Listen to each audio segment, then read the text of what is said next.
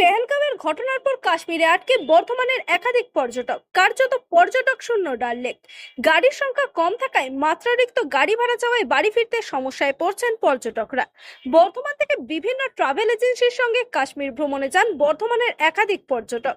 পেহেলগাঁওয়ের ঘটনার পর আতঙ্কে দিন কাটাচ্ছেন তারা। পর্যটকরা জানান 14 তারিখ তারা বর্ধমান থেকে কাশ্মীরের উদ্দেশ্যে রওনা দিয়েছিলেন। গতকাল তারা পেহেলগাঁও থেকে বেরিয়ে আসার পরই এই ঘটনা ঘটে। ঘটনার কথা শোনার পর থেকেই আতঙ্কে রয়েছেন তারা। বর্তমানে তারা শ্রীনগরের ডাল লেক এলাকায় রয়েছেন। অন্যান্য সময় ডাল লেকে ভিড় থাকলেও এখন কার্যত জনমানব শূন্য। পাশাপাশি তারা জানান গাড়ি ভাড়া ও এরোপ্লেনের ভাড়া বৃদ্ধির কারণে কিভাবে বাড়ি ফিরবেন তা বুঝে উঠতে পারছেন না। আমি বর্ধমান থেকে চেপেছি 14 তারিখে। আমি তারপরে 15 তারিখ থেকে স্টার্টিং হচ্ছে আমার ট্যুর। ওখানে ছিলেন? প্রত্যক্ষদর্শী নয়, কিন্তু আমি ওই সময় পেহেলগাম থেকে বেরোচ্ছিলাম। রাস্তায় আস্তে আস্তে আমি শুনি এরকম ঘটনা একটা ঘটেছে। এটা নক্করজনক ঘটনা এবং খুবই খারাপ। এটি কজন মারা গেছে সেটা আপনি এক্সাক্ট বলতে পারবেন? 27 জনের বেশি মারা গেছে, এটা টিভিতে শুনছি। আর এই প্রভাব শ্রীনগরেও পড়েছে। হ্যাঁ, শ্রীনগরে চারিদিকে সিআরপিএফ থেকে শুরু করে সবাই আনাগোনা করছে এবং প্রচুর চেক আপ হচ্ছে। এবং দেখতেই পাচ্ছেন ডাল লেক এক সময় মানে যেখানে মানুষ এই চারিদিকে সবসময় থাকতো, সেই ডাল লেক আজকে জনমানব শূন্য হয়ে গেছে। কিছু ব্যাপার দেখতে পাচ্ছেন? শ্রীনগরে চারিদিকে কারফিউ জারির জন্য সব দোকানপাট বন্ধ। হ্যাঁ, এবং খুবই সমস্যার মধ্যে আছি। বাড়ি ফেরার জন্য চেষ্টা করছি এবং আমার সাথে আরও অনেক টুরিস্ট আছে।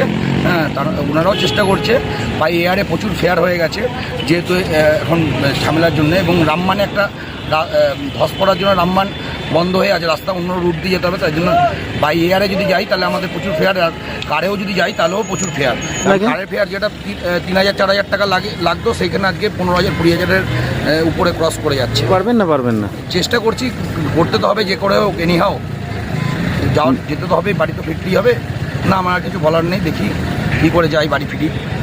আমি বর্ধমান থেকে এসেছি, আমার নাম পাভেল সাহা। আমি এসেছিলাম এখানে পেহেলগাম ট্যুর করে ফেরার পথে এরকম একটা জঙ্গি হামলা হয়। জঙ্গি হামলায় থেকে হওয়ার পর আমরা ওখান থেকে যা হোক করে চলে আসি। এখন আমরা শ্রীনগরে এসে স্টে করছি। শ্রীনগর থেকে বাড়ি ফেরার মতো কোনো সুযোগ সুবিধা এখন নেই। একটা রাস্তা ছিল রামমান, সেটা ধস নেমে গেলে সেই রাস্তাও ক্লিয়ার নেয়। অন্য একটি মোগল রাস্তা আছে, সেই রাস্তাতে এক্সপেন্সিভ ভাড়া বলছে গাড়িতে। সেই জন্য আমরা এখন ফিরতে খুব সমস্যা হচ্ছে এবং এখানে খুব মানসিক চিন্তাতেও আছি। এরকম একটা বড় দুর্ঘটনা ঘটার ফলে খুব কষ্টের মধ্যে আছি। এনিহাও যেভাবে হোক বাড়ি ফেরার চেষ্টা করছি বর্ধমান। আর কিছু বলার নাই, যাতে বাড়ি ফিরে যাই সেটাই আশা করি তাড়াতাড়ি। আপনি কোথা থেকে এসেছেন? বর্ধমান থেকে। দেবভূমি ট্যুর অ্যান্ড ট্রাভেলস। নাম কি? অক্ষয় নন্দী।